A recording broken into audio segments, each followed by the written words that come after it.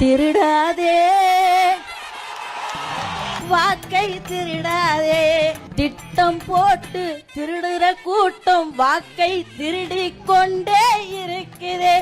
இதை சட்டம் என்ற பெயரில் தானே எஸ்ஐயாரோ குழப்புது.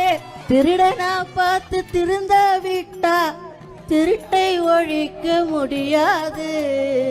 நான் இப்படிதான் பேசுவேன். எனக்கு இலக்கணமால பேச தெரியாது. இப்படிதான் பேசுவேன். ஏன்னா நான் ஸ்லம்மு.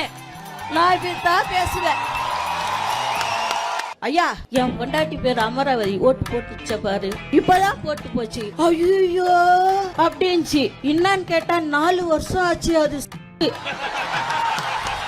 ஆனா எலெக்ஷன் அப்ப கரெக்டா ஓட்டு போட்டு என்ன பார்க்காம கூட போதியா அப்படின்னு சொல்லி அழுகுறான். இத எங்க போய் சொல்றது? இந்த அப்பா இருக்கிறாரு, அப்பா சொன்ன விட தப்புன்னு சொல்லுவாரோ? அப்பா ஒண்ணு தப்பான வார்த்தை இல்லையே. இல்ல அப்பா அப்பா எங்க அண்ணன் சொல்றதை கொஞ்சம் கேளுங்கப்பா. அப்பா எங்க அண்ணன் சொல்றதை கேளுங்கப்பா. நீங்க கரெக்டா இருந்தீங்கன்னா எங்க அண்ணன் ஏன்பா வர போறாரு? ஆட்ட வேணா அசைக்க வேணாம். சும்மா அப்படி கூட இச்சு பார்க்க முடியாது. அப்படியே வந்து நிப்போம். கும்பலா நிப்போம். கும்பலா நின்று உங்களை கும்பலா பேக்கப் பண்ணிடுவோம். கும்பலா பேக்கப் பண்ணிடுவோம். அதுதான் உண்மை. தூங்கவே கூடாது எலெக்ஷன் முடிகிற வரைக்கும். Night shift, second shift, third shift போட்டு வேலை செய். நான் டியூட்டி மட்டும் தான் செய்யணுமா? இதுதான் முக்கியமான டியூட்டி.